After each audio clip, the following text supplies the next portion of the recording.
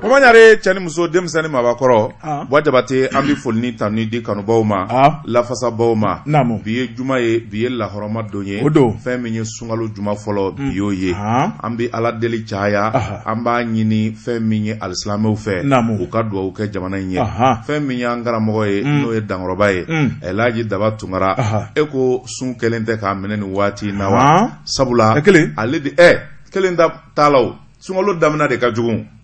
sunkalo juguya bɛɛ dɔgɔkun fɔlɔ in don n'o tɛmɛna bɛɛ a bɛ kɛ dɛnna ye limaniya don hali ni seli kɛra i laban bi ɲinɛ k'a fɔ ko dumuni sun tigɛra i bɛ tile damadɔ kɛ i tɛ ji min tile fɛ dɛnna don o fana ye tiɲɛ o tuma i ka limaniya a bɛɛ bɛ limaniya kɔfɛ o ye tiɲɛ sun kɔni ni ma limaniya hali ni sunna ka don frigo kɔnɔ i bɛ sun i b'a juguya dɔn jango nin tile lahaw ta min bɔlen bɛ o tuma fɛn min ye ko ye a ma nɔgɔ o tuma fɛn min ye e ni ne Jabate journaliste Seydou Fatiya kɔni a dir'e ma de a ma fɛn fɔ sen na dɛ a ma fɛn fɔ ye karamɔgɔ n'a ma kɔrɔnajɛya sa kalandenw bɛ ɲini ka kɛ bobo y'i kɔ dɛ ne ko n k'a ye dɔ fɔ ye sa a ma foyi fɔ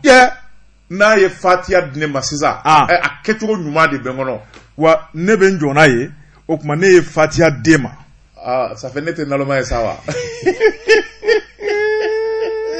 e bɛ ne su ka k'a kan o tuma n'a ko wulila e b'a fɔ ko i t'a n'a ye fɛn fɛn fɔ ne bɛ n jɔ n'o bɛɛ ye ayi ne ye Fatiya d'e ma ne tɛ se e tɛmɛ n'a ye ne y'a d'e ma e ka ne de fɔra d'e ma i bɛ tɛmɛ n'o ye ayi e ka Fatiya e ja ka gɛlɛn e b'a fɛ ka karamɔgɔ ka minɛnw dayɛlɛ ne de y'a d'e ma nasi gɛlɛn ni kitabu gɛlɛn minnu dalen bɛ takan b'u la bilakan b'u la e ja ka gɛlɛn kalanden ja gɛlɛn i b'a fɛ k'a dayɛlɛ o tuma e k'a dayɛlɛ ɲɛkɛnɛ d'i ma kamaga la naamu abada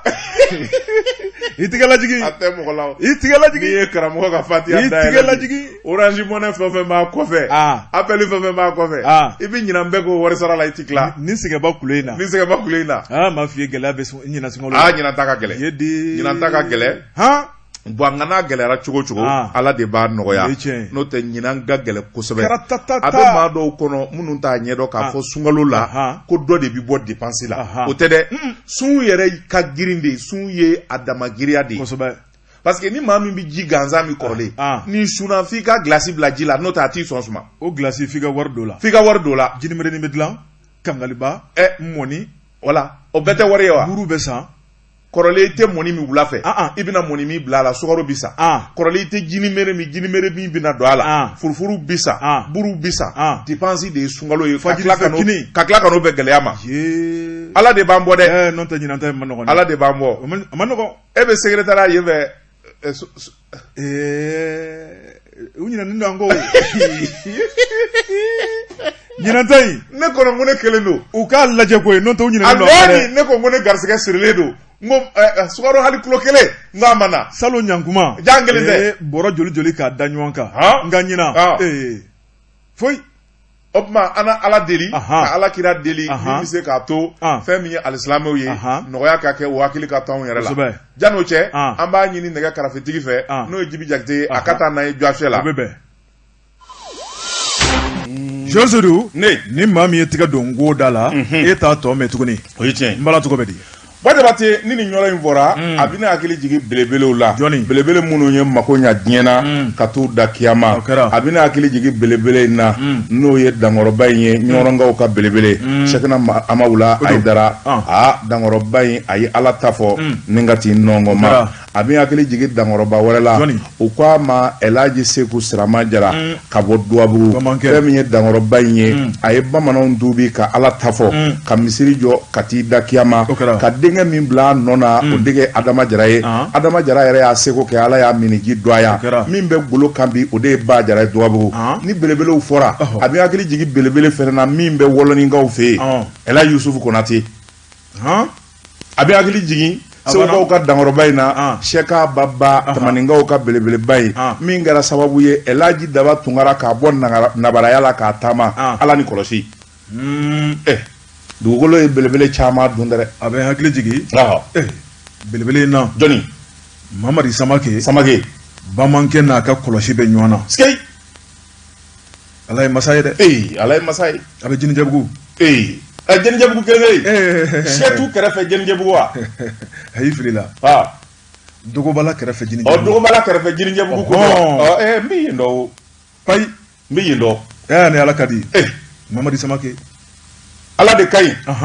Badabate ne min tɛgɛ don ni kɔni sɛbɛn ye an ko min ma la révélation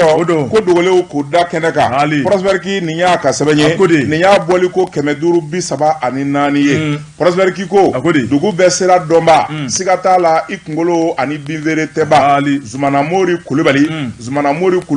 mun de bunɛ binnen b'a kan mun de kara wulilen b'a nɔfɛ sɛbɛnnikɛla ko a ko n'i y'a ta k'a lajɛ nin kɔni ye ka bɔ sebe sanfɛ ka bi kɔlɔn kɔnɔ n'a y'i ja a fɔ Zumana Mori Kulubali a ta kelen b'o ye sɛbɛnnikɛla ko a ko n'i y'a ta k'a lajɛ fɛn min ye Zumana Mori ye a bɛna kɛ ka politikima tɔw ladiko ye sabula a tɔgɔ tunnen bɛ cogo min na a jiginnen bɛ dingɛ kɔnɔ ka se hakɛ min na n'Ala ma ja kɛ fɛn min ye kalafili nataw ye Zumana Mori kɔni bi kɛ maa tununnen ye a bi kɛ tobilen ye dugu la sɛbɛnnikɛla ko a ko n'i y'a ta k'a lajɛ Zumana Mori dun a min n'a tɔgɔ tunnen filɛ nin ye kabako ye koyi sabula i bɛ ka fanga 12 maa min kɛra sababu ye ka campagne kɛ tile kelen tile fila ka wari caman ba de kɛ bɔrɔ la ka don dugutigiw ni alimamuw kan ani sigida denw ka diyagoya i bɛ ka tɛmɛ san 2018 sɛbɛnnikɛla ko Zumana Mori ale de kɛra kɛba ye jamana nafolo a wari a mobili a se a maneve ninnu kɔni y'a tigɛ cogo min ka d'u ye sɛbɛnnikɛla ko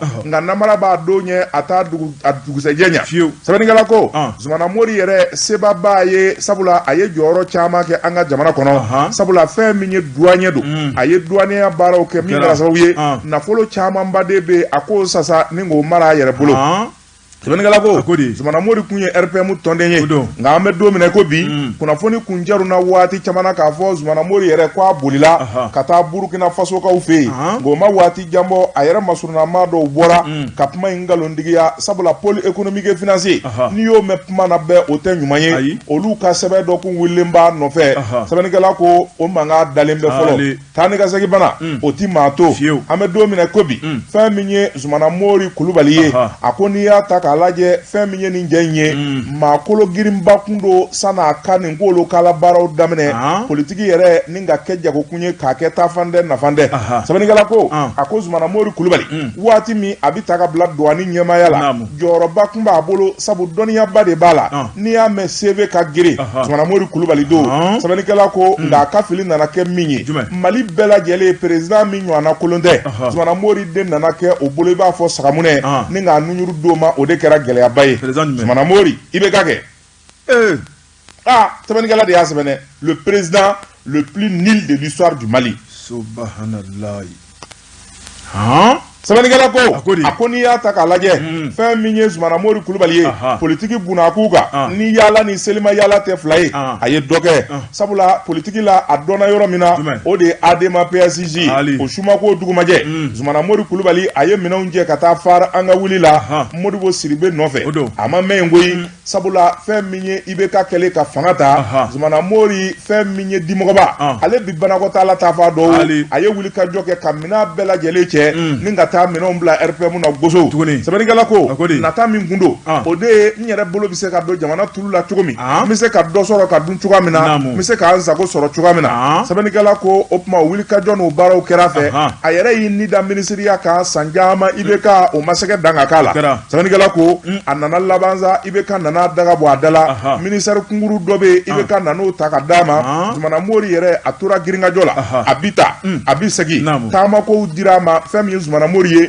terrain ko yɛrɛ ale de da donne a la o nana n'a bɛɛ lajɛlen gɛlɛyali ye ɲɛma dɔ kow la bilen sɛbɛnnikɛla ko a k'o ma ɲa Zumana Mori nana ye k'a fɔ sɔrɔ min bɛ o minisiriso la o ka dɔgɔ sabu IBK y'ale bolo ja yɔrɔjaw o tuma a nana min ɲini o de ye k'a fɔ douane yɛrɛ ɲɛmaaya ka d'ale ma ale ka sigi ye k'a sɔrɔ waati min a bi ta ka kɛ minisiri ye o y'a sɔrɔ fɛn min ye douane ka bolofara min bɛ yen n'o bi taji kow kunna bureau du pétrole o ɲɛmaa kun don Zumana Mori kɔni a kun tɛgɛ bɔlen bɛ jɔyɔrɔ kura nɔfɛ fɛ min bɛ se ka ta ka d'a ma nka fɛn min ye Zumana Mori yɛrɛ ala ni nafolo dunko juguya politiki nata ni miɲɛ min b'a la jamana kundigi kɔrɔ n'o ye Ibrahim Boubacar Keita ye a ye nata ni fɛn min da ka maa min sɛgɛrɛ o kɔni ye Zumana Mori de bolo la sɔn i b'a fɔ ɲɛjugu sɛbɛnnikɛla ko fɛn min ye Zumana Mori ye ani IBK nana tiɲɛ ɲɔgɔn ye IBK yɛrɛ labanna k'a gɛn ka bɔ a ka gouvernement na ni k'a bila chômage la o tuma o IBK kelen yɛrɛ o ka fanga nana ka na dafiri pe Zumana Mori a bolo bɔra a la n'i y'a mɛn bamanankan na i kɔ jenina i ɲɛ jenina o kɛra Zumana Mori ta ye sɛbɛnnikɛla ko fɛn min ye RPM ye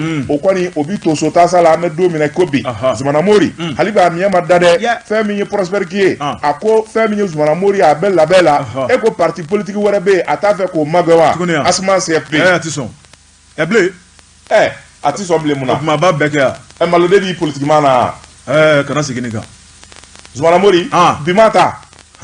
sɛbɛnnikɛla ko Sumailu Bube Mayiga ka parti siga kɛlen b'a ma k'a fɔ a bɛ wuli ka jɔ ni taa ni ka segin na a bɛ se k'i kunkolo sɔri ye cogoya min na sabula a bɛ ka fiɲɛ taa fa de ɲini n'a y'a dɔn k'a fɔ maa min ni fanga ka surun bɛɛ ale tɛ jamana ko ye o ale ta ye intérêt ko a n'a ka nafa bɛ yɔrɔ min a bɛ minɛnw jɛ ni ka yen sɛgɛrɛ sɛbɛnnikɛla ko nin ye kabako ye nin jɛ dumanba ye nin maa ɲɛnamaba ye min n'a kun dɔnnen bɛ fɛn min ye wuli ka jɔ ani sɔrɔ bozoni o kunna kun kan ale de kɛlen filɛ nin ye bɛɛ lajɛlen senkɔrɔ ɲama ye bɛɛ lajɛlen b'a folokoto cogo min ka d'a ye ni min dilara folokoto la o b'a cɛ ka taa fili sunugun na sɛbɛnnikɛla ko a ko diɲɛ tɛ dɔn ka ban ni maa kan ka miiri ka tasi Zumana Mori ninnu dɔw sera miiri ni tasi ye jamana kanu k'o bila ɲɛfɛ min bɛ se k'a to jamana ka basigi sabu jamana ye hɛrɛ bɛɛ k'u ye ni ka fɛn bɛɛ lajɛlen d'u ma kunnafoni filɛ nin ye an ye min salo ka bɔ la révélation kɔnɔ ko dogolew k'u da kɛnɛ kan Jean ne bɛ tigɛ don Providentiel la Fasiriba n'o ye Birahima Dawu a ko Mali ka masakɛ kalafile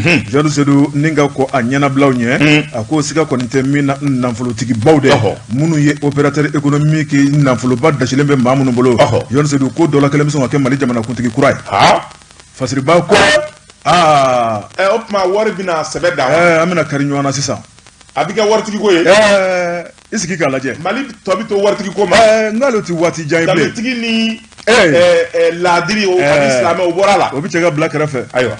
Fasiriba ko Jean Seydou a ko siga kɔni tɛ min na fiɲɛ ta fan kɔni o bɛ ka dɔn a ko n'i ye ko jateminɛ dɔɔni Jean Seydou min ye politikimaw ye danaya bɛɛ ka bɔ olu kan a ko n'i y'a lajɛ olu yɛrɛ ka kɛwale jugu min ye nafolo burujali ye Jean Seydou ni ka taa bila jamana sariya burujali o bɛ ka na ni tigɛɲɔgɔnna ye o ni dugudenw ni ɲɔgɔn cɛ maa caman bɛ yen Jean Seydou olu dogolen bɛ fanga kɔfɛ ni ka nafolomugu cɛ k'a di jamana ɲɛmaaw ma u k'u ka campagne baaraw boloda Fasiriba ko maa minnu bɛ ka nafolo ta k'a di n'u dogolen bɛ kɔfɛ u yelen tɛ u dɔnnen tɛ Fasiriba ko ɲina olu yɛrɛ fana bɛ ko u yanga n'u ka nafolo ye Jean Seydou ni ka masakɛya ɲini n'o ye a ko n'i ye kow taabolo lajɛ a ko munumunu salo baaraw daminɛna ka ban a ko Ablaye Idrissa Mayiga ale yɛrɛ kɔni wulila k'i jɔ n'o kɛra balinako ye maa caman yɔrɔ o fana tɛmɛnen kɔ ka bɔ yen Maître Kasimu Tapo ale fana bɔra k'i yanga Kasimu Tibo nin bɛɛ ye candidat de ye tan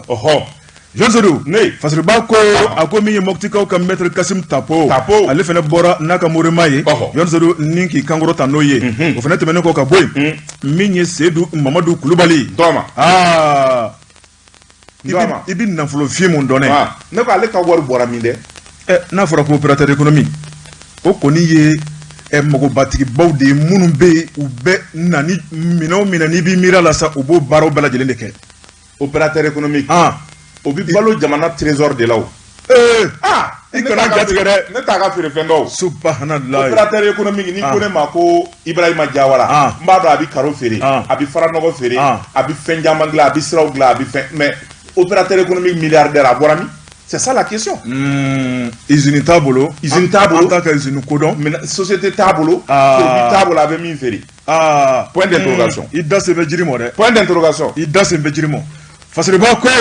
Jean Seydou min ye Seydou Mamadu Kulubali a ko siga kɔni tɛ min na ale fana bɔra k'a kankɔrɔ ta Jean Seydou maa caman kɔni bɛ u y'a yira k'a fɔ a ka kannabɔli la Jean Seydou a na kɛ ni ale kɔni sɛbɛkɔrɔ labɛnnen bɛ a ko fana ma tɛmɛ ka bɔ yen maa wɛrɛ bɛ terrain kan kabini waati jan n'o ye Alu Badara Jalo Alu Boubacar Jalo Jean Seydou a ko siga kɔni tɛ min na a ko n'i y'a lajɛ nin t'ale siɲɛ fɔlɔ ye sabu san 2018 ale tun b'o kɛnɛ kɔnɔna la a se man ngolo fa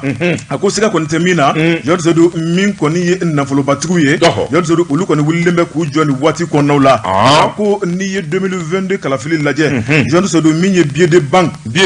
o de bɛna kɛ marché ye wari billet de banque wari kura-kuranin i kun bɔ dɔrɔn a n'u k'u bolo fa ka sakosi dayɛlɛ k'a k'i tigɛ achat de conscience k'i bɛ voter anw ya mais o de don wa n'an ye o man sugu sigi a ye wari min bɔ a b'a fɔ ko n y'aw san de koyi a bɛ san dan kɛ k'o wari ɲini fɔlɔ k'o bila a nɔ la n ma kɛ président gansan n ka wari de ye n kɛ président o de bɛ fɔ dɛ ninnu ye juraw de ye o commerçant tɛ wari bɔ fu la dɛ fu tɛ dɛ ayi Jawadu Seydou Fasiriba ko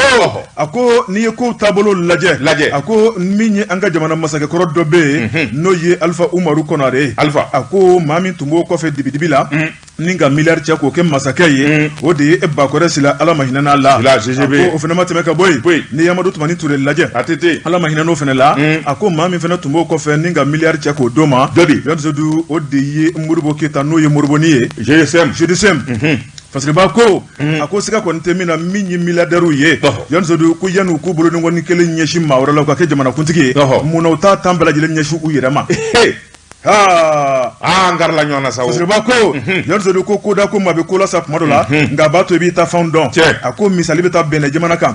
Patrice Talon ale fana tun ye opérateur économique ye Jawadu Seydou ale fana y'i kanabɔ ni ka kɛ masakɛ ye min ye Mali opérateur économique u kɛn bɛ ka misali ta o kan o tuma ni k'o ladege an ka faso Mali kɔnɔna la nka ko jamana tabiyaw tɛ kelen ye Mali ni Benin jamana kelenw tɛ opérateur économique a bɛna se ka kɛ jamanakuntigi Mali kɔnɔ wa ka politiciens to yen ko ɲininkali o to min bɛ yen Fasiriba ko a ko siga kɔni tɛ min na Jawadu Seydou min kɔni ye nafolo kɔni ye n'a tɛ maa min kun kalafili nata i b'i den kɛrɛfɛ dɛ i bɛ sira labila walitigiw ye nka min bɛ fɔ nin ko in na Jawadu Seydou o de ye parti politique caman bɛ yen u kɛn bɛ k'u ka candidat den kɛrɛfɛ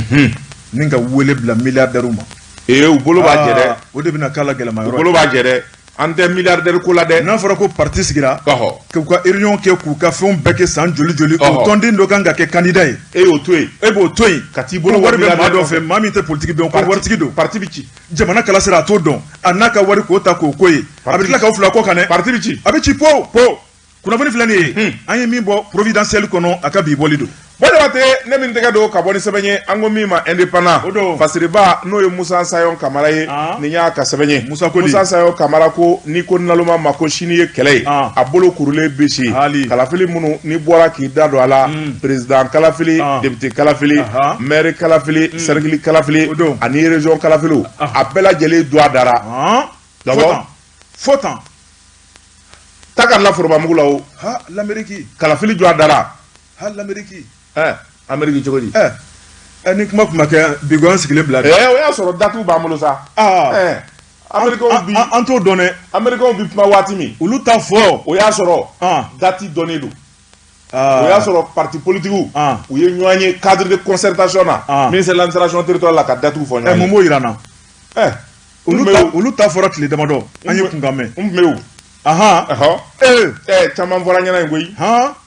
sɛbɛnnikɛla ko a ko n'i y'a ta k'a lajɛ fɛn min ye Mali gouvernement ye ale yɛrɛ de bɔra ka kuma lase sabula maa min bɛ gouvernement ka kuma lase o ye ministre Mohamed Saliya Touré ale ka fara ministre min n'a bɛ marabolokow kan lieutenant colonel Ablaye Mayiga ale de bɔra kununko alamisa n'o bɛnna abirikalo tile 15 ma u ye kunnafoni di baro kɛ ka kuma kalafili minnu n'olu kan ka kɛ transition kɔnɔ a bolo dalen bɛ cogo min ni k'o ɲɛfɔ jamanadenw ye i y'a fɔ cogo min na tiɲɛ don fɛn min ye Nations Unies maaw ye olu kun ye kunnafoni di kɛ waati in na k'a fɔ fɛn min ye kalafili ye da ka don a kuma na dati minnu n'olu labɛnnen bɛ jamana ɲɛmaaw bolo u ka fɔ bɛɛ k'a mɛn sɛbɛnnikɛla ko a ko Faransi y'o États-Unis y'o kuma min fɔ Faransi fɛnɛ ale y'i da don la ale ko kuma se ka teliya min bɛ se k'a to kalafili labɛnni baaraw ka daminɛ fɛn min ye kalafili datiw ye o ka di a ka kɛ dati ye bɛɛ lajɛlen bɛnnen bɛ min kan sɛbɛnnikɛla Kamara ko ni ko naloma ma ko sini ye kɛlɛ ye a bolo kurulen bisi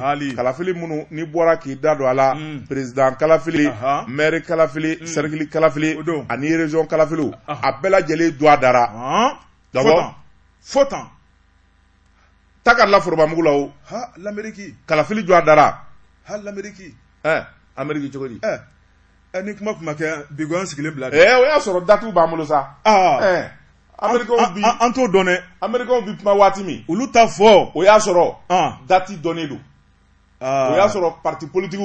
u ye ɲɔgɔn ye cadre de concertation na ministère de l'administration territoriale la ka date fɔ ɲɔgɔn ye. mun b'o yira n na. olu ta fɔra tile damadɔ an ye kunkan mɛn. n tun bɛ yen. caman fɔra ɲɛna yen koyi. sɛbɛnnikɛla ko a ko n'i y'a ta k'a lajɛ fɛn min ye Mali gouvernement ye ale yɛrɛ de bɔra ka kuma lase sabula maa min bɛ gouvernement ka kuma lase o ye ministre Mohamed Saliya Touré ale ka fara ministre min n'a bɛ marabolokow kan lieutenant colonel Ablaye Mayiga ale de bɔra kunungo alamisa n'o bɛnna avril tile 15 ma u ye kunnafoni di baro kɛ ka kuma kalafili minnu n'olu kan ka kɛ transition kɔnɔ a bolo dalen bɛ cogo min ni k'o ɲɛfɔ jamanadenw ye i y'a fɔ cogo min na tiɲɛ don fɛn min ye Nations Unies maaw ye olu kun ye kunnafoni di kɛ waati in na k'a fɔ fɛn min ye kalafili ye da ka don a kuma na dati minnu n'olu labɛnnen bɛ jamana ɲɛmaaw bolo u ka fɔ bɛɛ k'a mɛn sɛbɛnnikɛla ko a ko Faransi États-Unis y'o kuma min fɔ Faransi fɛnɛ ale y'i da don la ale ko kuma se ka teliya min bɛ se k'a to kalafili labɛnni baaraw ka daminɛ fɛn min ye kalafili datiw ye o ka di a ka kɛ dati ye bɛɛ lajɛlen bɛnnen bɛ min kan sɛbɛnnikɛla ko a ko n'i y'a ta k'a lajɛ fɛn min kɔni ye wulikajɔ ye o y'a sɔrɔ minisiri kɔni dilara koyi sabula fɛn min ye kalafili a baaraw n'a kunfilennaw ye minisiri kun ye labɛn bɛɛ lajɛlen kɛ Sorasi don ale ka teli tan t'ale bolo sɛbɛnnikɛla ko a ko conseil des ministres min n'o kɛra araba don o yɛrɛ kɛra sababu ye ka hakilina di kalafili minnu bɛna kɛ u bɛna kɛ dati minnu na ani u bɛna kɛ hukumu minnu kɔnɔna na sɛbɛnnikɛla ko a ko fɛn min ye jamana sariya sunba yɛlɛmali o tɛ référendum ye wa o don a dara ni k'o bila octobre kalo tile 31 nata la san 2021 le 31 octobre référendum an bɛ don gundo soni kɔnɔ n'o bɔra yen a ko n'i y'a ta k'a lajɛ fɛn min ye o référendum ye wulikajɔ de bɛna kɛ fɛn min y'a campagne ye k'o daminɛ octobre kalo tile 15 ka taa s'a tile 29 ma o bɛ kɛ campagne na n sɔnna n banna bɛɛ lajɛlen bɛ t'i ta la fasa o tuma octobre kalo tile 31 an bɛ ɲɔgɔn sɔrɔ gindo soni kɔnɔ fɛn min ye jamana sariya sunkura ye ni k'a baara san'o cɛ sigikafɔ minnu kan ka kɛ baara minnu kan ka kɛ ni k'o jaabiw di o tuma wulikajɔ bɛɛ lajɛlen bɛ kɛ jamana ɲɛmaaw fɛ fɛn min ye jamana sariya sunkura ye maa minnu kan ka don a la hakilina kura minnu kan ka don a la o bɛɛ lajɛlen bɛ da jamanadenw tulo kan ni ka bɛnko kan a jaabi o bɛ bɔ décembre kalo tile 30 san 2021 cour constitutionnelle fɛ n'an tilar'o la fɛn min ye labɛn o bɛna kɛ san 2021 kɔnɔna na a ma ban dɛ fɛn min ye maire sigi maire kura sigi o de bɛna kɛ san 2021 o décembre kalo tile 26 maire kɔrɔ in bɛɛ bi gɛ ka na ni maire kuraw ye décembre kalo tile 26 nata san 2021 ɲina san wɛrɛ tɛ dɛ ɲina tout de suite u bɛ labɛn na o tɔ ye kalo 8 bɔ de a tɔ kalo 8 bɔ kalo 7 sɛbɛnnikɛla ko n'o bɔra yen fɛn min ye an ka conseil des cercles ye olu ɲɛmaaw ka fara conseillers kan o vote fɛnɛ o bi kɛ o don kelen fɛn min ye conseil régionaux ye an ka jamana région ɲɛma Bamako district o président o sugandili o fɛnɛ bɛɛ bi kɛ o don kelen décembre kalo tile 26 san 2021 maa minnu bɛ n'olu bɛna kanbɔ kɛ date limite minnu bɛna u ka dossiers bila o bilalen don novembre kalo tile 11 da o tuma san 2021 n'i b'a fɛ ka kɛ candidat ye mairie la wala cercle la wala région na o b'a sɔrɔ i ka liste a bɛɛ lajɛlen donna n'o tɛmɛna ka bɔ yen fɛn min ye jamana yɛrɛ bi vote kɛ ni sɛbɛn min ye u k'o ma fichier électoral o bɛna larawe utu kalo tile fɔlɔ ka taa bila tile 15 la fichier bɛna lajɛ maa o maa bɛ yen n'o fatura k'o tɔgɔ bɔ a la maa kura minnu bɛ yen n'olu si sera vote k'olu fara a kan ɲinɛ kun kɛra minnu kɔ ni pangɛrɛ olu kan olu bɛɛ lajɛlen bɛna fara a kan o baara bi kɛ utu kalo tile fɔlɔ ka taa bila tile 15 la san 2021 o ye baara ye min bi kɛ teliyala sa n'o baara bi daminɛ sabula fɛn min ye tɔgɔsɛbɛ yara avec la o baaraw bɛ senna maa o maa bɛ k'i ma se ka vote ka tɛmɛ i taa i ka sigida mairie la i ka t'i tɔgɔsɛbɛ yara avec la ye tɔgɔsɛbɛ ye fu ye fo waati jumɛn a bɛ senna kudayi fo kalo 3 kalo kelen tɛ kalo kelen tɛ dɛ 30 avril awɔ a daminɛna a mɛnna o a daminɛna le premier a baara tɔw tɔgɔsɛbɛ y'o ye mais enregistrement o de tɔ bi kɛ agent fɛ cercle kɔnɔna na k'a baara dafa kalo 3 jate de don ayiwa mais tɔgɔsɛbɛ bura hadamadenw fɛ kalo kelen kosɛbɛ donc ni sani kalo in gasa bɛɛ ka t'i ka sigida mairie la ka t'i tɔgɔ sɛbɛn aravec la Yaase ka yala Yaase ka ye voter nataw la n'o tɛmɛna ka bɔ yen a ko fɛn min ye dɛgɛba yɛrɛ ye o ye président Galafili o dɔrɔn tɛ kɛ koyi président Galafili ani député Kalafili o fila bɛɛ de bi kɛ ɲɔgɔn fɛ Zeni i b'a fila bɛɛ kala ta ɲɔgɔn fɛ don kelen février kalo tile 27 san 2022 on sort là-dedans an b'o la o tuguni honorable Damate, honorable Jalante, président de l'Assemblée nationale du Mali. Moussa terminé ta nyana. Moussa terminé placé. Amitaye. Abedo ok. Je ne sais pas alors qui est. Mbe fani essence bon hydro. Alors qui est. Ne ni yoro go dro. Ima milon bo mo ka milon fo kan kunshwa fo taji bonjala me mobili njwa man komandi me mobili korodo dima ali bi komandi njwa njwa man bi juma do ga giri ko mna ame fe witi korodo me do sama de amo pendri ko ti kangro ta yani nga do sama nga do inu nga giri bi de suma ka to do mobili kurabi ti ide fota koy o manga do biye Assemblée nationale koni amita dege ala ko ke ni ala na kira jena na ala ko ke amita dege mi kangara ngaki nonte kango sema nonte an sengena sa e dogara gui an sengena do na kaso la femme no fe an sengena e ko chamangera ala kan kan sa Sebenigala ko ako février kalo clé mugani wolovla en 2022 o ye député Kalafili tako foloi o dongele o ye président Kalafili tako foloi ako ni ya taka laje fɛn min ye collège électoral ye o bi convoqué a ko fɛn min ye campagne ye o bi daminɛ décembre kalo tile 29 a ko o ye premier tour de ye i y'a faamuya kosɛbɛ a ko n'i y'a ta k'a lajɛ fɛn min ye tako filananw ye olu wulikajɔw fɛnɛ olu bi kɛ cour constitutionnelle ale kan ka jaabiw fɛnɛ bɔ ni ko bi a ko ni tako filanan kɛra la fɛn min ye o tako filanan ye o bilalen bɛ mars kalo tile 13 député Kalafili tako filanan décembre mars kalo tile 20 o ye président Kalafili tako filanan ye le 13 mars deuxième tour élection législative le 20 mars deuxième tour élection présidentielle an Mali président sigi i b'a dɔn min bɛ kan kamana guwan nin y'a siɲɛ fɔlɔ Mali la élection fila ka kɛ ɲɔgɔn fɛ couplé présidentielle législative a kamanagan bɛ na dɛ munna a kɛcogo toi tu n'es pas expert électoral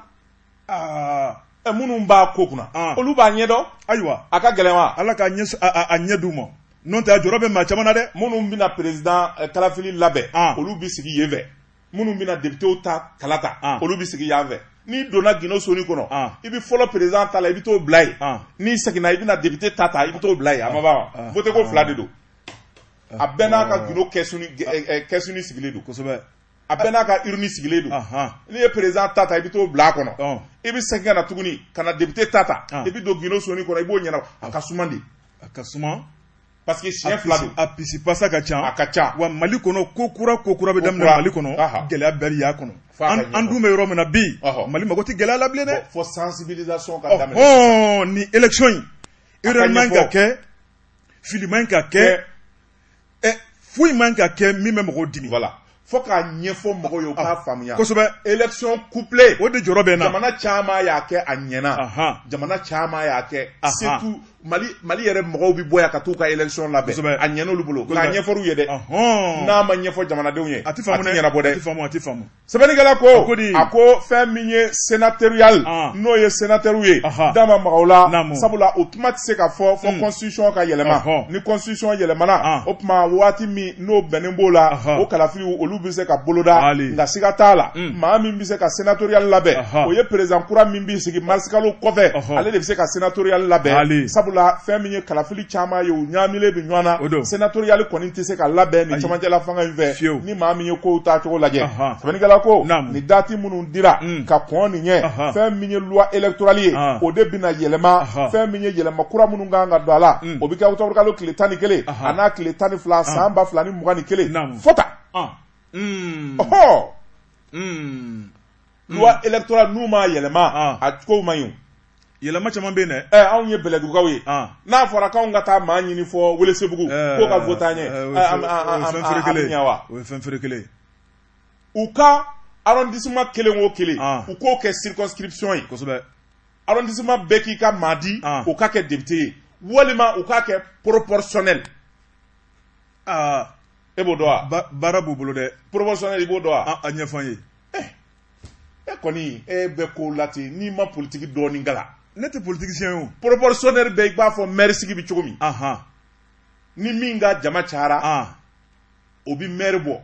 Mais proportionnel la n'i ka jama hakɛ bɛ se ka maire kelen élu a maire kelen bɛ d'i ma n'est-ce pas? O conseil kelen bɛ d'i ma n'est-ce pas? Bon a bɛ ten député sigi la n'i ka jama bɛ se ka député kelen élu o député kelen bɛ d'i ma. O tɛ ka hakilina ya? Ayi o de bɛ projet la. Projet kura in. Projet kura min n'a bɛ taa loi électorale la. C'est ça le projet. O ye politicien ka ko ye o. Anw sen t'o la. Donso bɛɛ n'a kungo ta fa. O ye politicien ka ko ye. O ye fanga ɲininaw ka ko ye. N'a kɛra proportionnel ye i bɛ to jɛ ka fɔlɔ yan ne b'i élu Jinijɛbugu. Tu n'as pas besoin de battre campagne. Ayiwa parce que ne ni n ka jama anw bɛ se ka maa fila élu.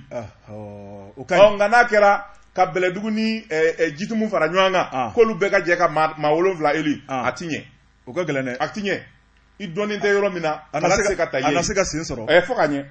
O tuma Ala k'o kɛ. Sɛbɛnnikɛla ko a ko n'i y'a ta k'a lajɛ fɛn min ye nin baara in ye nin chronogramme min fɔlen bɛ sira kɔni furala sa o transition dɔ na far'a kan dɔ na bɔ a la o kuma banna kalo 18 don bandaw pereselen don ni maa min b'i labɛn ka député kalasigi labɛn ni maa min bɛ maire kalafili labɛn ni maa min bɛ président kalafili labɛn a labɛn sabula bandaw ye kalikan min di jamanadenw ma kalo 18 tile kelen di far'a kan a taatɔ don o tuma fɛn min ye kalafili ye o datu dilen don kaban. Ni kɔni b'a jira k'a fɔ siga foyi t'a la transition kɔni a b'a waati kɔni a b'o bɛɛ o ma tɔ yen nka n'i y'a ta k'a lajɛ politikimaa dɔw bɛ yen hali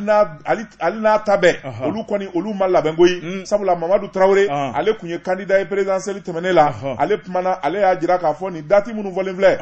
ko nin dati ninnu k'u jɔgira kojugu olu kɔni tun bɛ seni ko kuma na ani organe unique jɛkulu kelen min bɛna kalafili labɛn k'u tun b'o kuma na u b'o la waati min na ko nin dati nana fɔ o tuma k'a balila olu la. A ma bali maa si la. A ko a balilu la dɛ. O tuma transition mina élection k'u tatɔ la yɛrɛ. Docteur Choguel Kokala Maïga ale ko n'i y'a ta k'a lajɛ nin dati minnu dilen filɛ nin ye nin kɔni tɛ dati ɲuman ye sabula ONU ani États-Unis de ye diyagoya fɔ dati ka di o tuma fɛn min ye malidenw ye olu de kan ka ɲɔgɔn ye ka bɛn élection dati la ko nin baara min kɛlen filɛ sɔrɔdasiw fɛ u bɛna bɛɛ lajɛlen de ɲagami ni k'a k'u sago ye olu kɔni M5 RFP u ma ɲininka wa nin kuma min fɔlen filɛ nin ye nin t'olu olu sagona ko ye koyi olu y'a jira k'a fɔ sigikafɔ de kun kan ka kɛ sabula jɛkulu min kun labɛnnen bɛ premier ministre fɛ comité d'orientation stratégique et réforme politique institutionnelle k'o de kun kan ka a da don nin kuma in na ni k'a fɛsɛfɛsɛ o ye Choguel ka kuma ye nka a cunen min filɛ nin ye tan sɔrɔdasiw fɛ Choguel ko ale yɛrɛ dalen da ko si la ko kalafili in ti kɛ ko jɛlen ye sɛbɛnnikɛla ko a ko a mana tigɛ da o da da la fɛn min ye sɔgɔsɔgɔla bunɛ tɛ kalafili kɔni datuw fɔlen bɛ ni maa min b'i labɛn i k'i labɛn ni min t'i labɛn i k'a to yen wa anw bi taa aw bi taa awɔ an bi taa kunnafoni filɛ nin ye an ye min bɔ indépendant kɔnɔ a ka bi bɔli la sɛ ti wuli ka bɔ a fa kan Joseph ne bɛ n tigɛ don soir de Bamako wula Fasiriba n'o ye Umaru Ongoyiba a ko min ye an ka sɔrɔ ministre n'o ye Aluseni Sanu ye Aluseni Sanu journaliste do e ko a kɛmɛ ka yɛlɛma belebeleba don kow la sabu n'i y'a lajɛ an ka finitigilakaw ka baara journaliste do baara bɛ kɛ nafa kama baara bɛ kɛ kalosara kama min y'u ka kalosara bɛ ta ka di ŋanamu ni yuruku journaliste do ko de ka ca kosɛbɛ sɔrɔsiw cɛla Fasiriba ko a ko n'i y'a lajɛ Aluseni Sanu wari dɔnba don o de y'a to min ye bandaw ale ka gouvernement wele bilala ma yorsedu min ye wariko kuma ye kana fɛsɛfɛsɛ ka bɔ ɲɔgɔn na a ko n'i ye jateminɛ an ka sɔrɔsiw ka baara la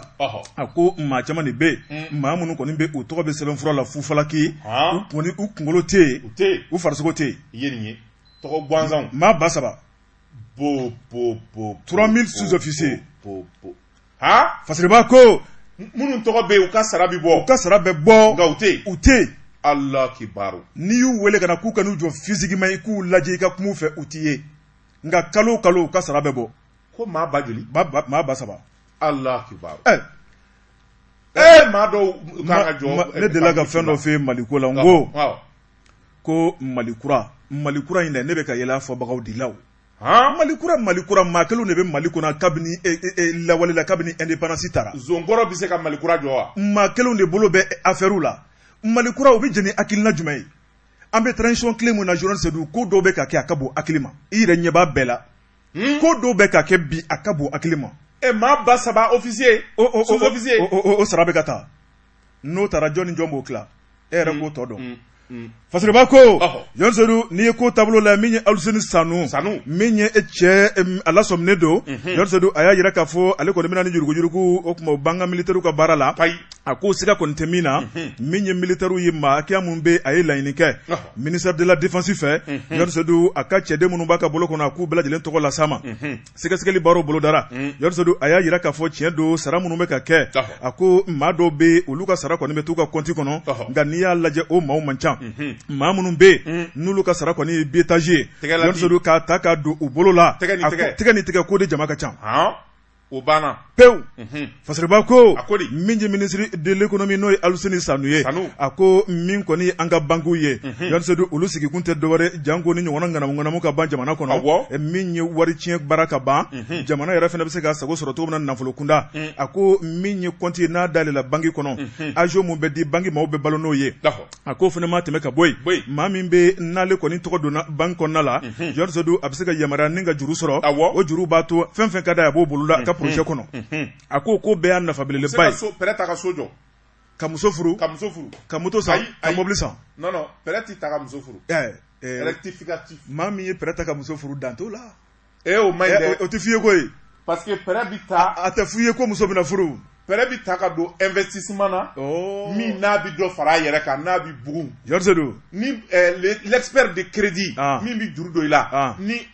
y'a fɔ a ye k'i bɛna pɛrɛ ta ka muso furu dɔrɔn a t'a d'i ma bilen o tɛ théorie ya pratique ye muso furu ye n y'o gundo f'i ye bi muso furu tɛ investissement ye min bi dɔ fara wari kan o bi wari de bɔ n y'o gundo d'i ma bi e b'a dɔn e b'a dɔn Jonas Sedou i ye caman kɛ banque kɔnɔ Fasiriba ko a ko n'i y'a lajɛ min ye Aluseni Sanu ye a ye wele bila min ye ministère de la défense cɛŋɛnaw ma maa minnu da bɛ sarako kuma la Jonas Sedou tɛgɛ wɔrɔ ɲɔgɔn ko fara ka ca u k'u sigi ka jateminɛ kɛ maa o maa bɛ yen k'olu ka sara de ye biétage ye Jonas Sedou bɛɛ lajɛlen tɔgɔ ka don banque kɔnɔnaw la banque mun ka d'u ye Jonas Sedou u ka sara ka taga bila ye désormais kalo sa o kalo sa Jonas Sedou yaasa u ka se ka kisi ni ŋanamu ma Fasiriba ko a ko n'o sidɔnna k'o ban maa minnu bɛ yen n'olu ka saraw bɛ ka taa minnu b'a ko juma o tuma k'u bɛ wele k'u ɲininka a ko tɛ bila ten dɛ fɔta Fasiriba ko Jonas Sedou fana ma tɛmɛ ka bɔ yen a ko n'i y'a lajɛ min ye an ka jamana ye maa minnu bɛ n'u bɛ kɛlɛkɛyɔrɔw la Jonas Sedou ka sara n'a taara ka d'u ma sara in bɛ se ka bin u kɔ bamanciw bɛ se ka na ni kɛlɛjugu ye Jonas Sedou ko wari bɛ se ka tunu sira bɛɛ lajɛlen kɔnɔ a ko n'i y'a dɔn k'a fɔ i ka nafolo bɛ banque la i bɛ chèque porteur kɛ k'a di dɔ ma walima i b'i ka carte di dɔ ma wari min ka di o tuma a bɛ t'o ta i tɔgɔ la a banna o ka fisa hali ni i bɛ kɛlɛyɔrɔ la ni i b'a ci a tigi ma Orange Money fɛ dɔ bɛ b'i ka wari la parce que fɛrɛ bi bɔ a la mais ni chèque don fɛrɛ t'a la foyi n'a bɔra agent in dɔrɔn na a banna Fasiriba ko Aluseni Sanu n'o ye ministre de l'économie ye a ye hakilina mun ta Jonas Sedou ko sigi tun kɛn bɛ ka nin makɔnɔ sabu a fɔra maa minnu ko olu bɛɛ lajɛlen dɛsɛra nin na a ko siga kɔni tɛ min na ne nin sera ka bolo da an ka kɛlɛkɛcɛw yɔrɔ Jonas Sedou ŋanamu min bɛ faso nafolo dunni ko la ko nin y'a kɛlɛli sababu belebeleba ye hali k'a da maa minnu bɛ yen n'u ka sara bɛ ka ta kalo kalo u ti balo la u yɛrɛ tɛ yen minnu bɛ k'a ta k'u bɛ wele k'u ɲininka bɔgɔ jeninin kan yaasa Mali a bɛ se ka kokajɛ sabati cogo min na kunnafoni filɛ nin ye an ye min bɔ soir de Bamako kɔnɔ a ka bi bɔli don Wajabate ne bin tɛgɛ don ni kɔni sɛbɛn ye an ko min ma indépendant Aramata S Keita nin y'a ka sɛbɛn ye Aramata ko dɔnkili min bɛ maa kɔnɔ o da ka di maa bi ko min ɲɛdɔn ni bilara la a ɲɛnabɔli o ye tɛmɛ an ka taa ye kuranko ani dugu jukɔrɔ ko ani jiko ministre a tɔgɔ de ye Lamini Seydou Traoré kununko ani kunnafonidilaw ye ɲɔgɔn ye ka ɲɛfɔli kɛ kurandɛgɛ min n'a daminɛna ni avril kalo in na mun de y'a se an ka jamana ma ni ka bilasirali kɛ jamanadenw ka se ka faamuyali kɛ sabula ji kura jamanadenw de ta don ni gɛlɛya b'a la a ɲɛ kan ka fɔ jamanadenw ye n'a bi dilan ni hakilina min ye jamanadenw kan k'o hakilina de di o de b'a to kura ani ji a ka kɛ jamana jamanadenw da ye kunungo fɛn min ye ministère des mines l'énergie et l'eau a jabala la yen zɔnsɔnna sabula kunnafonidilaw u ye ɲɔgɔn sɔrɔ wulada fɛ ministre yɛrɛ n'o ye Lamini Seydou Traoré ye a nana kunnafonidilaw ɲɛfɛ ni ka ɲɛfɔli kɛ kurantɛgɛ min n'a daminɛna avril kalo in na mun de nana ni kurantɛgɛ in ye k'a ɲɛfɔ jamanadenw ye a ko dɔwɛrɛ tɛ Mali ni Côte d'Ivoire ni ɲɔgɔn cɛ bɛnkan dɔ de tun bɛ yen k'a fɔ Mali mago bɛ courant mégawati 100 na fɛn min ye a ka courant min b'a bolo k'o dafa o tuma bɛnkan sɛbɛnna Mali ni Côte d'Ivoire cɛ k'a fɔ fɛn min ye don o don courant mégawati 100 fɛn min ye Sénégal Côte d'Ivoire ye o bɛ di Mali ma sɛbɛnnikɛla ko a ko fɛn min ye Mali o t'a kɛlen ye jɔn ye wa sabula Mali ka sɔrɔ sigilen bɛ maa wɛrɛ la mɔgɔ ma kɔnɔ di diya o tuma fɛn min ye Mali kuranko ye a nana sigi Côte d'Ivoire la a ko n'i y'a ta k'a lajɛ fɛn min ye Côte d'Ivoire ni Mali cɛ gɛlɛya nana don la sabula Côte d'Ivoire kaw ka mansin caman jɛna min kɛra sababu ye Côte d'Ivoire yɛrɛ fa bɛɛ ti courant sɔrɔ o jango u ka ɲɛ Mali ma ka dɔ feere Mali ma voilà c'est ça a filɛ nin ye mɔgɔ ma kɔnɔ ti jata o bata yɛrɛ ta ɲɔgɔn tɛ sɛbɛnnikɛla ko a ko minisiri ka ɲɛfɔli la a ko nin baara in de kɛra a bi sanja o tuma olu nana ye k'a fɔ nin bɛnkan in kɔni bɛna kɛ sababu ye ni ka Mali kɛ jɔn ye ni kuranko gɛlɛyara i bɛ se ka nin bɛnkan sugu kɛ waati kunkurunin nka k'a kɛ kudayi ye san joli joli a ti dabila a k'o ye Mali kɛlen ye jɔn ye minisiri n'o ye Lamini Seydou Traoré a ko ale nali minisiriso la kalo 6 don ale nana sɔrɔ fɛn min ye courant ye a bi tigɛ fɛn min ye groupe ye a jɔlen don juru bɛ énergie la o tuma ale ye baarakɛla bɛɛ fara ɲɔgɔn kan gɛlɛya fura bi sɔrɔ cogo jumɛn na mun de bɛna ni kurantɛgɛ ye a ko kurantɛgɛ kun fɔlɔ dɔwɛrɛ tɛ dɛ u ka groupe électrogène ba minnu bɛ centrale thermique la taji min bi bɔ ko ka taa k'a la taji bɛɛ ti k'a la o tuma a b'i kɔnɔ ko litiri 1000 bɛ réservoir kɔnɔ o b'a sɔrɔ u ye 400 dɔrɔn k'a la i sigilen taji bi b'a kɔnɔ courant bi tigɛ kaki a bɛ taa min u b'a suɲɛ ka kɛ mun ye k'a dun baarakɛla dɔw b'o suɲɛ k'o wari bulukun taji min bɛ kɛ groupe ninnu kɔnɔ a tɛ se ka kɛ mobili kɔnɔ u b'a kɛ mun ye u b'a suɲɛ citerne yɛrɛ de la janfaw tɛ wa a fɔra ko carburant bɛ n'o ye dedew o de bɛ kɛ groupe ninnu kɔnɔ o tɛ se ka kɛ mobili kɔnɔ u b'a feere u b'a suɲɛ k'a feere sira wɛrɛw fɛ sur le marché noir hali u bi bɔ n'a ye Mali kɔ kan ka taa feere jamana wɛrɛw la subahanallahi ko Mali kura sɛbɛnnikɛla ko a ko minisiri nalen a ye fu siri o dan na a ye maa jɔ fɛn min ye réservoir bɛɛ da la taji bɛ jigin yɔrɔ o yɔrɔ maa dɔ bɛ yen min de b'a suit k'a lajɛ hakɛ min nana hakɛ min jiginna o b'o marqué a ma dan o dɔrɔn ma a ko a bɛna fɛɛrɛ sigi u ko min ma télémétrie o ye vidéo ye k'a sigi n'a y'a sigi groupe électrogène kan taji min b'a kɔnɔ hali n'a bɛ Sénégali n'a y'a ka téléphone dayɛlɛ a bɛ réservoir ye a b'a hakɛ ye min jɛnna a b'o ye min tora n'o ma jɛnna a b'o ye a bɛ hakɛ min kɛ a b'o dɔn namara ma bɔ a la Lamini Seydou Traoré a ko a y'o baaraw daminɛ o kɛra sababu ye wariba kule min kun bɛ bɔ tajiko sira fɛ fu siril'o dan na nka Mali yɛrɛ a mago bɛ courant min de la ka jamanadenw servi mégawati 400 de don k'a sɔrɔ Mali yɛrɛ courant kuru kara a ye bi bɛn mégawati 300 de ma donc 100 b'an jɛ Mali courant kuru kara kuru mégawati 400 courant tigɛ ka ban 24 heures kɔnɔ bɛɛ ka courant sɔrɔ mégawati 400 ɲarɔ san n'a bɔra mars avril mai la courant bɛ k'an bolo kuda an ti courant tigɛ dɔw bon o courant ye o ye mégawati 400 de mais ni Côte d'Ivoire y'a a ka 100 fosi ka bɔ yen mégawati bɛ kɛ 300 ye o ti bɔ wa bon an b'o de la sɛbɛnnikɛla ko a ko n'i y'a ta k'a lajɛ mégawati 300 o ye Mali se de ye min bi bɔ a tɔ 100 o bi ɲini o tuma o mégawati 300 min fɛnɛ n'o bi bɔ baraji minnu b'o di Selenge Manantali ka fara fɛn min ye Balenge kan olu groupe électrogène ni baraji minnu b'o di olu caman fɛnɛ bɛ yen a ka ca ni san 30 ye bi dɔrɔmɛ 1 ma bɔ ka don la ka groupe dilan wali ka minɛnw falen wala ka câble falen wala ka transport falen a bɛɛ kɔrɔla fo ka zo daw la Mali courant bɛ n'o fɛ cogo di Mali courant bɛ jɔ nin kan kan ni tasuma ma wuli o transport la a bɛ wuli mun na a n'o fili câble kɔrɔw a ko fɛn min ye nin ko in ye ale y'a jate minɛ k'a fɔ Mali mago bɛ wari min na bi walasa ka énergie jɔ a sen ka kɛlɛw fɛn min ye kilowati 1000 ye an k'o sɔrɔ k'an ka 400 bɔ a la k'a tɔ mara an bolo wala k'a tɔ feere miliyari 2000 ani miliyari 300 an mago b'o la sisan o bɛ sɔrɔ Mali bolo wa n'o ma sɔrɔ courant bi tigɛ wa a ti tigɛ o tuma an ka labɛn dɛ labɛn a ye tafiyew ɲini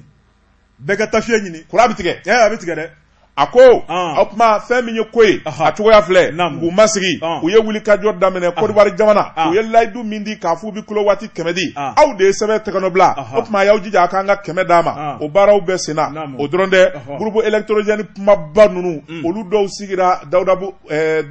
Badalabugu ani Sotiba IER kɔnɔna na min bɛ se k'a to ba kɔni ba ɲɛ ni courant tigɛra fɛn min ye Manantali wala ni courant tigɛra Côte d'Ivoire olu bi wuli k'u jɔ waati min ni ka Bamako ta sani courant ka sigi sen kan a ko a y'o fɛɛrɛw tigɛ o fɛɛrɛw de kɛra sababu ye Marisikalo kuru kara bɛɛ san dɔw la courant tun bɛ tigɛ fo ka taa fɔ k'a to ten caman bɔr'o la a ko an bɛ don minɛ ko bi wuli kajɔ wɛrɛw bɛɛ senna min bɛ se k'a to Mali ka bɔ dingɛ in kɔnɔ baraji 3 o wuli kajɔw daminɛlen bɛ baraji 1 bɛ n'o bɛ Guinakaw fɛ yen o baara daminɛna o bɛ Kulikoro mara la baraji dɔ wɛrɛ bɛ o bɛ Koyina o fana wuli kajɔ daminɛna o tɛmɛnen kɔfɛ ka bɔ yen fɛn min ye centrale thermique ye belebeleba la aw ta dɔn minisiri yɛrɛ nalen février kalo kɔrɔ a taar'o baara daminɛ o baaraw 100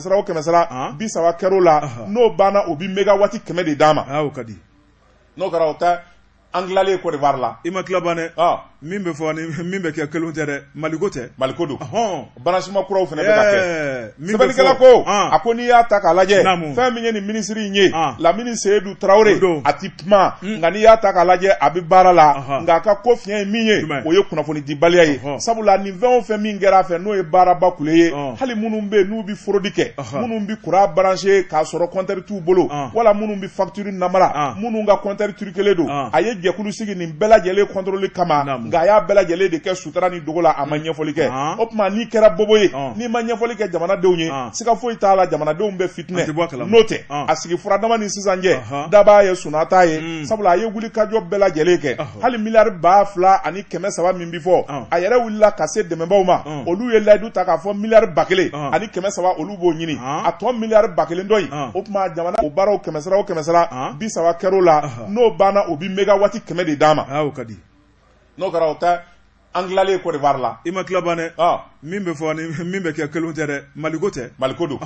branchement kuraw fana bɛ ka kɛ sɛbɛnnikɛla ko a ko n'i y'a ta k'a lajɛ fɛn min ye nin minisiri in ye Lamini Seydou Traoré a ti kuma nka n'i y'a ta k'a lajɛ a bɛ baara la nka a ka ko fiɲɛ ye min ye o ye kunnafoni dibaliya ye sabula nin fɛn o fɛn min kɛra a fɛ n'o ye baaraba kule ye hali minnu bɛ yen n'u bɛ forodi kɛ minnu bɛ courant branché k'a sɔrɔ compteur t'u bolo wala minnu bɛ facture namara minnu ka compteur turukelen don a ye jɛkulu sigi nin bɛɛ lajɛlen contrôle kama nka a y'a bɛɛ lajɛlen de kɛ sutura ni dogo la a ma ɲɛfɔli kɛ o tuma n'i kɛra bobo ye n'i ma ɲɛfɔli kɛ jamanadenw ye siga foyi t'a la jamanadenw bɛ fitinɛ n'o tɛ a sigi furadama ni sisan cɛ daba ye sunata ye sabula a ye wuli kajɔ bɛɛ lajɛlen kɛ hali miliyari 2,000 ani 300 min bi fɔ a yɛrɛ wulila ka se dɛmɛbaw ma olu ye layidu ta k'a fɔ miliyari 1,000 ani 300 olu b'o ɲini a tɔ miliyari 1,000 dɔ in o tuma jamana bi dɔ d'o la o tɔ bi ɲini fan wɛrɛ fɛ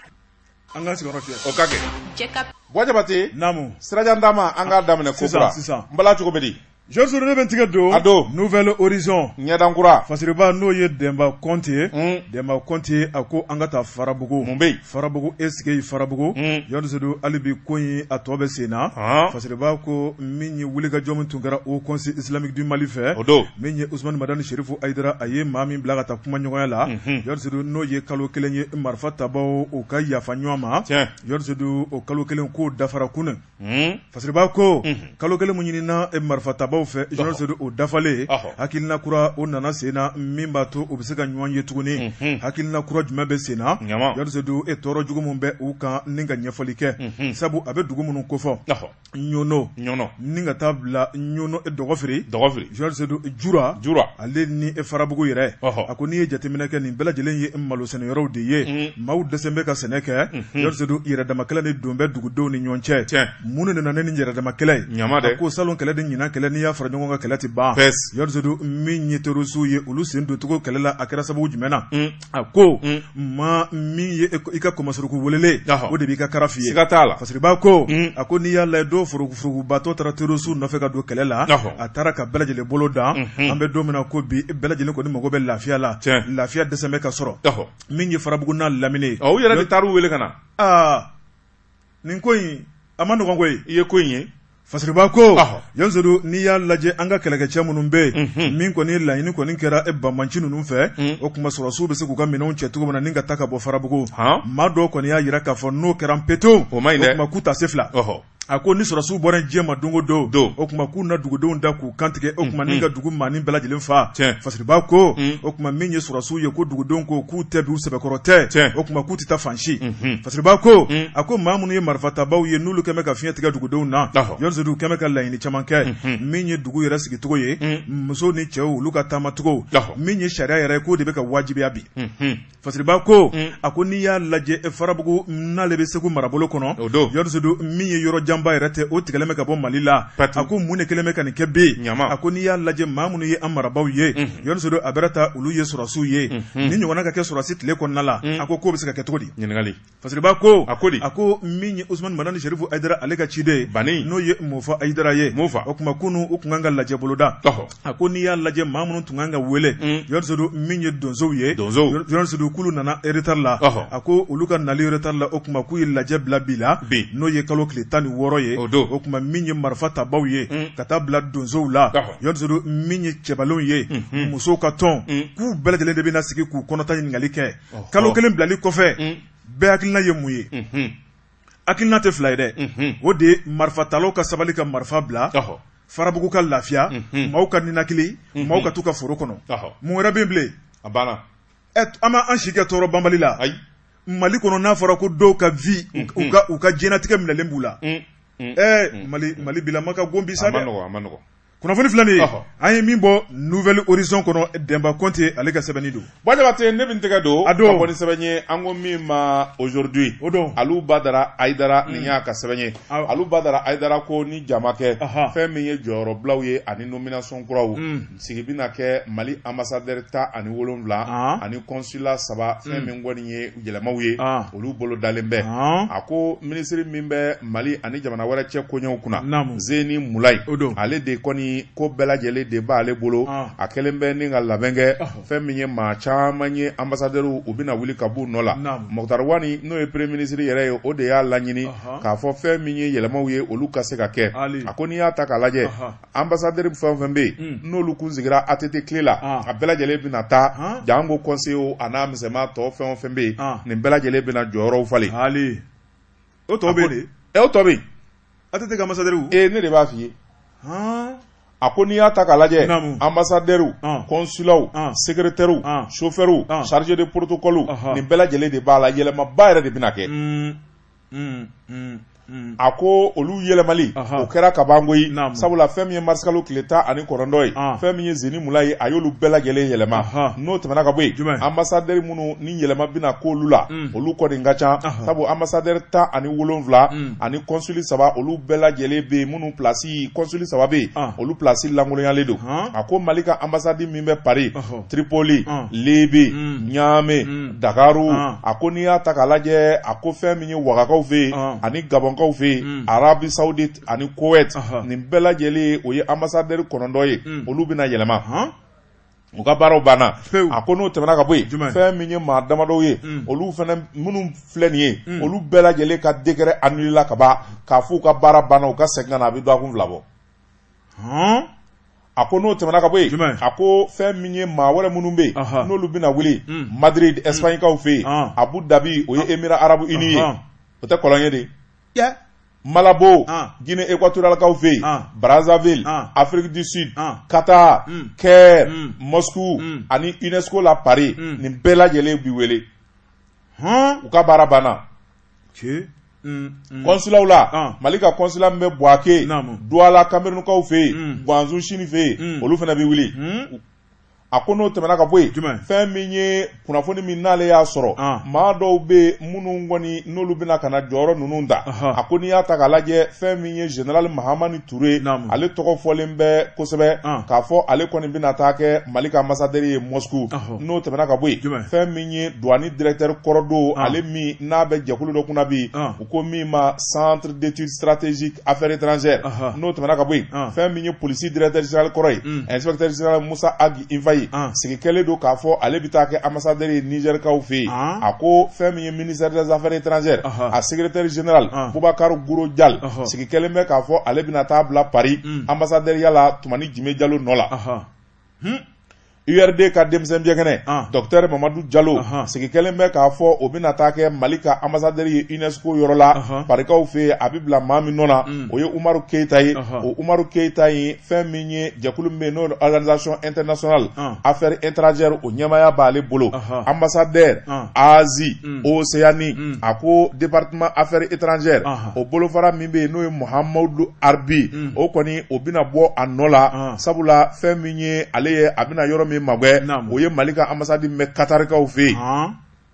chargé du protocole min n'a bɛ premier ministre ka protocole kunna Mahamadou Sidoro ale kɔni sigi kelen bɛ k'a fɔ ale bɛna taa Guanzu Sinikaw fɛ a bɛ taa kɛ consul ye ambassadeur min n'o ye directeur Amérique ye affaires étrangères Fidèle Jara sigi kelen bɛ k'a fɔ ale bɛna taa Burkina ka taa kɛ ambassadeur ye a bɛ bila maa min nɔ la o ye Amadou Sulale ye n'o tɛmɛna ka bɔ yen El Hadji Mahamani Traoré o bɛna kɛ Mali ka ambassadeur kura ye Madridikaw fɛ Espagne a ko jɔyɔrɔ tun bɛ maa min bolo o ye général Ablaye Kumare baara banna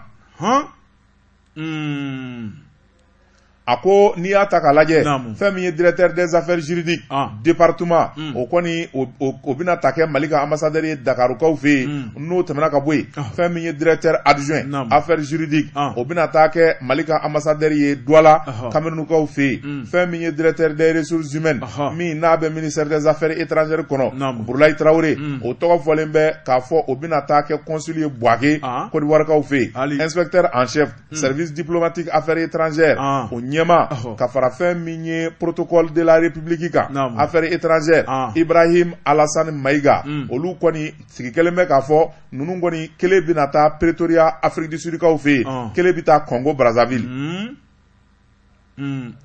ministre actuel conseiller min bɛ n'o ye ministre ka conseiller ye o kɔni o bɛna taa kɛ ambassade o conseiller ye o bɛ taa kɛ Pretoria kaw fɛ yen Afrique du Sud o ye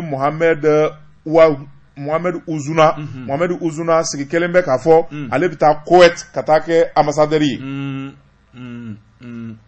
chargé de mission cabinet vice-président o tɛ Assimi Goïta ka yɔrɔ ye wa maa min bɛ yen n'o ye chargé de questions diplomatiques madame Traoré Binta Diop ale bɛ taa bila Amikani nɔ na Dabankaw fɛ yen Amikani min n'a ye wala sɛmɛ ka bɔ ambassadeuriya la général B Diko sigi kelen bɛ k'a fɔ o bɛ taa Kɛrikaw fɛ yen Égypte jamana kan général de brigade K Cissé sigi kelen bɛ k'a fɔ o bɛ taa Tripoli maa wɛrɛ bɛ yen n'o ye AB Yatara ye sigi kelen bɛ k'a fɔ o bɛ taa kɛ ambassadeur ye Abu Dhabi Émirats Arabes Unis colonne place la général Oumar Daou Baro o bɛ taa Malabo Guinée équatoriale kaw fɛ yen ale de ye directeur ye bi de l'Afrique l'actuel directeur de l'Afrique des affaires étrangères o fana bɛ taa ka taa Arabie Saoudite kaw fɛ yen général O Daou Oumar Daou do wa Ousmane Daoudi Abarata Umar Daou kɔni o ye Baro ye mais ni Ousmane Daou do o ye maa wɛrɛ ye o bɛ Umaru fɔ a bɛ Ousmane fɔ o kɔni o bɛ taa Malabokaw fɛ Guinée n'o tɛmɛna ka bɔ yen a ko maa min bɛ directeur de l'Afrique affaires étrangères o sigi kelen bɛ k'a fɔ o bɛ taa Arabie Saoudite Riyadikaw fɛ yen ninnu kɔni ye yɛlɛmalu ye minnu n'a bolo dalen bɛ ministre fɛ n'o ye Zeni Mula ye walasa Mali tɔgɔ Mali jɔyɔrɔ ani malidenw ka se ka lafiya jamana kɔkanna na o kuma ko Ala ka bɛɛ kɛ Mali ma hɛrɛ ye kunnafoni filɛ nin ye an ye min salo ka bɔ aujourd'hui kɔnɔ AB Aïdara ale de y'a fasiri an bɛ El Hadji Aïdara fɔ Jɔn Sodo an bɛ bi ta bila yan sabu an bɛ sunkalo kɔnɔ ka sun ka kuma Jɔn Sodo a man nɔgɔn o kuma min ye limaniya ka baara don caman kɛra dɛ an bɛ bɛɛ lajɛlen fo Jɔn Sodo min ye sunkaloba in ye ayiwa k'a sɔrɔ karamɔgɔ Dabala ayiwa k'a fili k'a kunbɛn don nin ye ɲumanya kalo ye minjani kalo don Jɔn Sodo baraji sɔrɔ kalo don a gɛlɛyara koyi ni dɛmɛ ma don ne ma Peter sunkalo tile 15 ye wa ne dɔgɔkun wɛrɛ ne b'a bila han bon i ka ko de bɛ tan dɛmɛ ma don an ma wa dɛmɛ ma don ne ja ba min bɛ kasi ne ye nin fɔ Surasu fɛ yen minɔgɔtɔ la ne bila finition na o tuma ni dɛmɛ ma don an ma bi ye sunkalo tile 15 ye n'i ye nin fɔ Surasu fɛ yen dɔgɔkun wɛrɛ sɔsɔli bɛ dɛ. Kuma kɛra sisan. Jazuru an bɛ dankɔrɔba in fɔ n'o ye chef escadron min ye commandant Lassine Tamba Keita. Commandant Lassana Tamba Keita ba kɔni baɲɛ. Groupement territorial de gendarmerie de Bamako. A kelen. O tuma an b'a fɔ. Jazuru gendarmerie b'a ka bolo kan a ka ca kosɛbɛ. An b'u bɛɛ lajɛlen fɔ k'u waleɲuman dɔn. 15 tɛ di. A ka ca dɛ. 15 brigades territoriales. A ka ca. Ne ma fili. A ka ca yɛrɛ yɛrɛ. A b'o bɔ dɛ. Don o don a bɛ nin bɛɛ taama. Awɔ. K'u ka baara kɛcogo lajɛ. Ka tɛgɛ da nangarabaw kan. A bɛ baara la dɛ. Jamanadenw la. Kosɛbɛ kosɛbɛ. An bɛ foli d'a ma. Hali. Wajabate n'an ye foli d'a ma. Taa n'a ye. Ayiwa dankɔrɔba in n'o bɛ Buguba la. Jɔnni. Zenith Air. El Hadj. Bɛɲɛ Ɲare. El Hadj Bɛɲɛ Ɲare Zenith Air. A tɛgɛ ka di. An bɛ foli ta ni d'a ma. A n'a ka baarakɛlaw. Zenith Air sumaya tɛmɛnen kɔfɛ ka bɔ yen. Fɛn min ye Zenith BTP ye. Fɛn min ye sobaw ye k'u jɔ.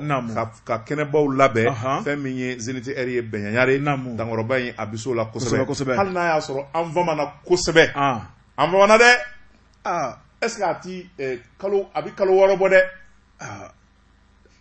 Ne ni dankɔrɔba famana koyi. Sisan fama ninnu.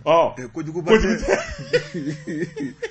Bɛɛ ka mun i kɛlɛ la ka tɛmɛ. Sisan fama bɛ ka min fɔ n'i y'o fɔ i bɛ fɛn di. Sisan fama tɛ kojugu ye. O tuma an bɛ foli di belebele ma. L'ingénieur des ingénieurs Mamadou Nama Keita. Siraba gundo bɛ cɛ kelen min bolo. Dankɔrɔba an bɛ foli ni ta ni d'a ma nin waati in na. Wajabate fɛn min ye waati ye ale sɛbɛkɔrɔ sera Jumanata heure sera. Nɛgɛ karafe tun bɛ Jibi Jakite bolo. N'Ala n'a kɛra jɛna n'a ye ni surafanaw dunna segin bɛ kɛ ni jamukan kelen in kan. Kumaso kɔnɔ Wajabate journaliste Seydou wa salam.